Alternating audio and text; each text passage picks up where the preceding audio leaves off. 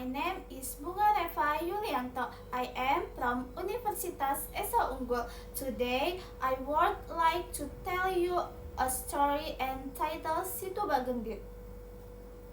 Long, long ago, in a village nestled among the green hills of Garut, West Java, there lived a woman of great wealth. Her name was Nyi Endut. She owned First Rice Violet, a grand mansion and a beautiful girl, shimmering like violet with fish, more than she could ever eat in a lifetime. But deficit all of this, Nyi Endut had a heart as cold and heart as stone. She shared nothing, she gave nothing, she cared for no one but herself. The village around her were full, strangling to suit people, while she feasted alone behind her four-locked gates. One afternoon, afraid one man came wandering to her door. His clothes were torn, his lips were dry. He carried nothing but a small, empty bowl. In a soft, trembling voice, he said, "Please, kind lady, I have not eaten in days. Could you spare just a little rice, just a sip of water?" Nyi Endut asked when cold. She stepped forward and screamed, "Get away from my house! You're dirty, usually beggar. There is nothing for you here.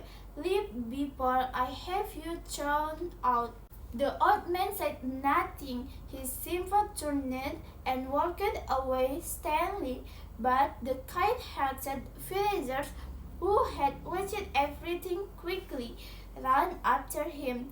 They gave him rice, they gave him water, they gave him what little they had with full heart. After eating, the old man looked at the villager with deep yes, and then he spoke. "You are kind people, and I must warn you, before midnight tonight, gather your family, take what is promised, and go to higher ground. Do not look back, do not wipe." The villagers looked at each other, frightened and confused, but something in his eyes told them this was on no ordinary was. They believed him, and as the stars began to appear in the sky, they fired. Deep into the night, the earth began to tremble, slowly at first, then violently. The ground beneath Nyi Endut's mansion cracked open, withered and withered, slowly for her walls, her gold, her locked gate, everything she had hoarded in her life of greed. Water rushed in from all directions, rising until everything the way that was Nyi Endut's world was gone beneath the surface.